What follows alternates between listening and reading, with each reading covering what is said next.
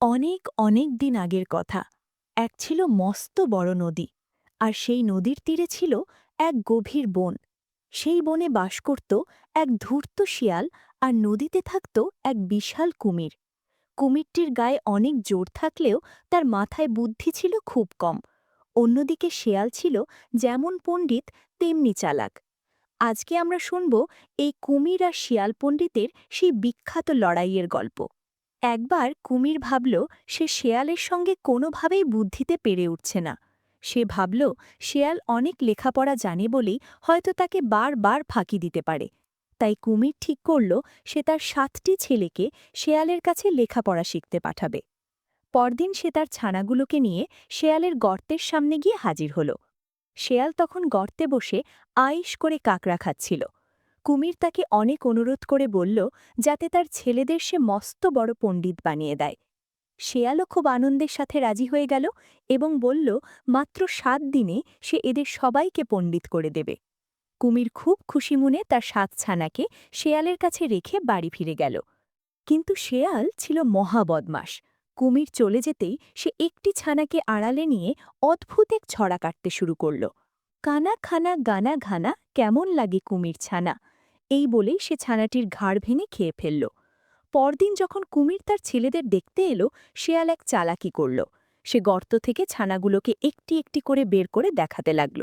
কিন্তু যেহেতু একটি ছানা সে খেয়ে ফেলেছে, তাই সে ৬টি ছানাকে ৬বার দেখালো আর শেষের ছানাটিকে ২বার দেখিয়ে দিল। বোকা কুমির ভাবল তার ৭টি ছেলেই ঠিকঠাক আছে। এইভাবে প্রতিদিন শেয়াল একটি করে ছানা খেয়ে ফেলতে লাগল, আর কুমির এলে একই ছানাকে বারবার দেখিয়ে তাকে ফাঁকি দিতে লাগল। শেষে যখন মাত্র একটি ছানা বাকি রইল, শেয়াল সেই একটিকেই ৭বার দেখিয়ে কুমিরকে বোঝাল। কুমির চলে যাওয়ার পর সে ওই শেষ ছানাটিকেও খেয়ে ফেলল। শেয়ালনি যখন বুঝতে পারল সব ছানা শেষ, সে ভয়ে কাঁপতে লাগল। সে ভাবল কুমির যদি এটা টের পায় তবে তাদের আর আস্ত রাখবে না। তখন শেয়াল ঠিক করল তারা ওই জঙ্গল ছেড়ে নদীর ওপারে বড় বনে পালিয়ে যাবে। কিছুক্ষণ পরেই কুমির এসে দেখল গর্ত একদম খালি, শুধু তার সন্তানের হাড়গুলো পড়ে আছে।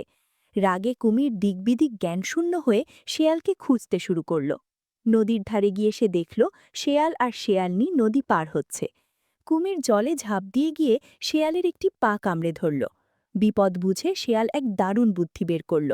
সে চিৎকার করে বলতে লাগল যে তার লাঠিটা কে ধরে টানছে, লাঠিটা যেন নিয়ে গেল। কুমির ভাবল সে হয়তো পা ধরতে গিয়ে ভুলে লাঠি ধরে ফেলেছে। এই ভেবে সে যেই পাটি ছেড়ে দিল, অমনি শেয়াল এক লাফে ডাঙায় উঠে বনের ভেতর পালিয়ে গেল। এরপরেও কুমির দমে গেল না। সে শেয়ালকে ধরার জন্য নদীর চরে মরার মতো পড়ে রইল। শেয়াল এসে দেখল কুমির নড়াচড়া করছে না, কিন্তু সে সাবধান হতে চাইল। শেয়াল উচ্চস্বরে বলল যে যেগুলো বেশি মরে যায় সেগুলো সে খায় না, যেগুলো মরে গিয়েও একটু ল্যাজ নাড়ে সেগুলোই নাকি ভালো। বোকা কুমির ভাবল ল্যাজ না নাড়ালে তো শেয়াল তাকে খেতে আসবে না, তাই সে তার ল্যাজের ডগা নাড়তে শুরু করল। তখন শেয়াল হাসতে হাসতে চিৎকার করে বলল যে মরা কুমির কি কখনো ল্যাজ নাড়ে? এই বলে সে আবার পালিয়ে গেল।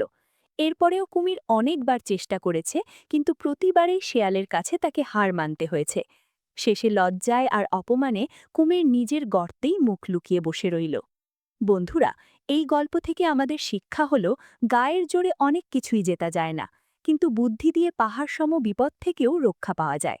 আজকের গল্পটি ভালো লাগলে লাইক করো, আর এমন আরও গল্পের জন্য আমাদের চ্যানেলটি সাবস্ক্রাইব করে সাথেই থাকো। ভালো থেকো সবাই, বিদায়।